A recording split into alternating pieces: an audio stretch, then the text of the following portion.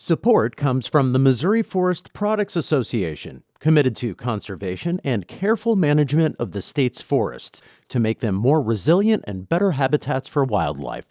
ChooseWood.com.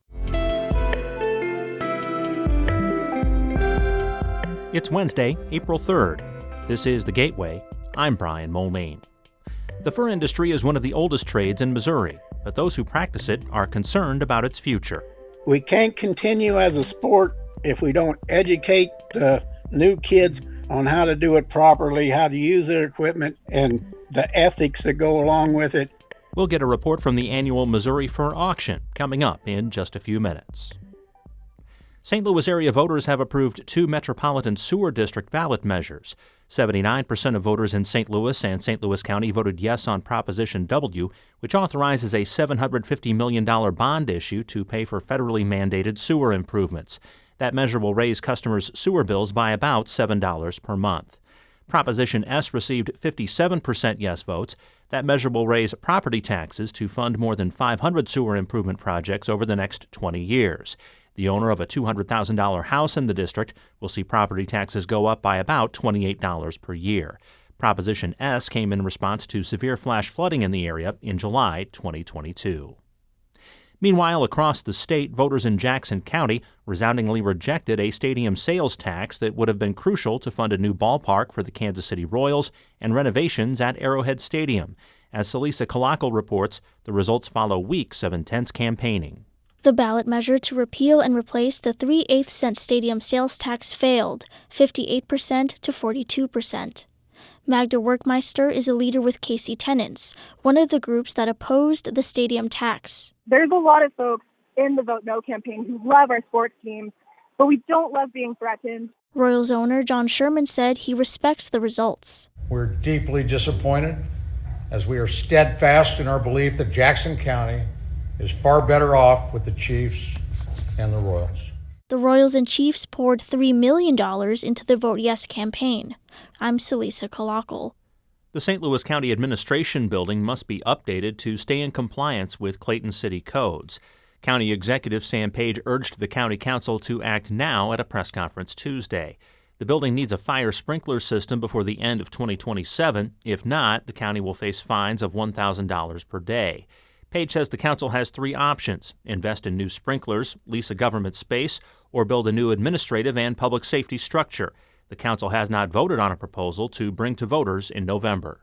It's just not responsible to put this on the ballot without moving forward with bond counsel and with time to communicate with the residents of St. Louis County so they understand what's in front of us. The council has yet to decide on a plan, despite knowing about the issue since 2016. Congressman Blaine Luetkemeyer is backing a former state senator from Columbia in the hotly contested race to succeed him. St. Louis Public Radio's Jason Rosenbaum has more on why the decision is not a surprise. During an appearance on the Columbia-based radio program Wake Up Mid-Missouri, Luetkemeyer said he would endorse former state senator Kurt Schaefer in the 3rd District congressional race. Luetkemeyer and Schaefer are close allies, and the incumbent's backing could be a boost in a race to represent parts of central and eastern Missouri. Luetkemeyer was unlikely to support former Senator Bob Onder, especially since the two ran against each other in a bitter and expensive GOP primary for Congress in 2008. In a statement, Onder says, quote, "I look forward to earning the endorsement of the people of the 3rd District in August and November." I'm Jason Rosenbaum, St. Louis Public Radio. Solar energy is increasing quickly in both Missouri and Illinois. That's according to a new report from Climate Central, a nonprofit that researches climate issues. Senior data analyst Jen Brady says the U.S. has seen more than a 700% increase in solar generation in the last decade. We're seeing growth, and we expect different states to be at different paces, but just to see people continuing to increase is a great sign. Wind has been more of a mixed bag. Last year there was a decline in wind generation nationally and locally. That was partially due to slower than normal wind speeds in the summer. Illinois increased its wind capacity in 2023, so it could generate more if the weather cooperates.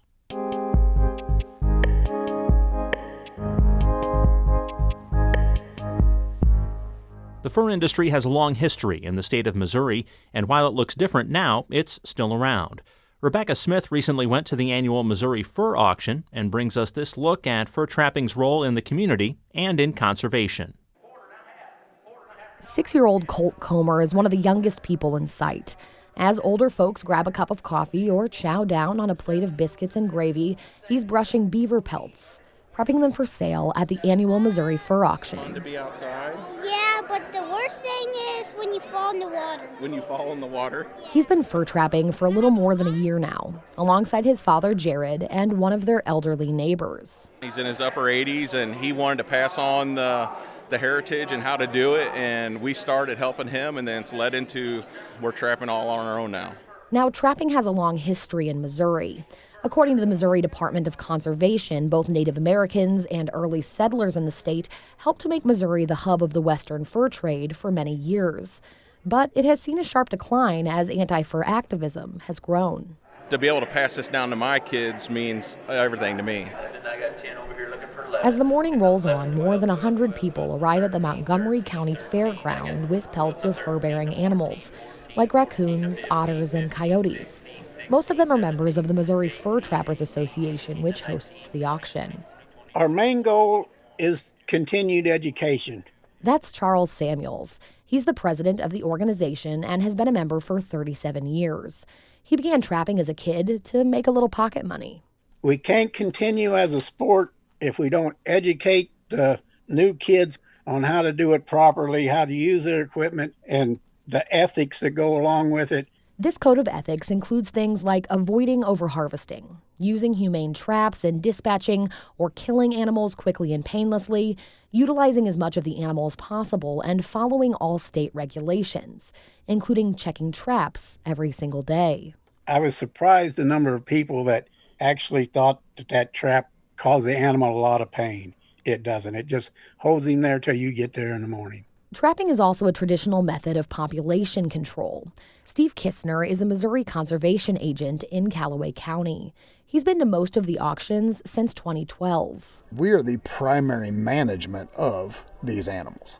We help maintain them at a healthy level. He says since the demand for raccoon pelts has declined, due in part to international trade tariffs with Russia and China, trappers have been catching fewer, which he says has led to many calls to the Missouri Department of Conservation for more human-animal conflicts, like raccoons moving into someone's attic. While nature will control it, nature doesn't always control it as pretty. You look at disease, you look at roadkill. Kistner says while trapping is a, quote, consumptive act, at the end of the day, there's a reason for it. People are using a skill that was passed down to them. They're utilizing the animals they catch, or they're protecting their livestock. And if done well and ethically, he adds, it can actually benefit Missouri and the health of its animal populations. Back at the auction, Jared and Colt Comer walk around collecting the money they've made from selling their furs. They brought in about $600. Jared says he was pleased to see that prices were up a bit this year. I'm already thinking that next year I'm going to try to catch more coons now that we see an uptick in the market. But for now, that $600 is going into a bank account for 6-year-old Colt, which he can put towards his future, or more likely, towards some new traps. I'm Rebecca Smith. This story is part of a collaboration with Missouri Business Alerts. The Gateway is a production of St. Louis Public Radio, a listener-supported service of the University of Missouri St. Louis. Music by Ryan McNeely of Adult Fur. I'm Brian Moline.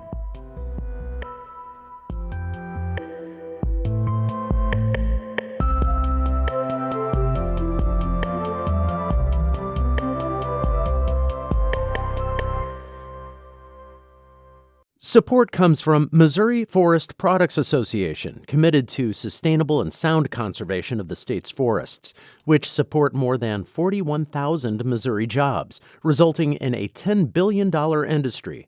ChooseWood.com.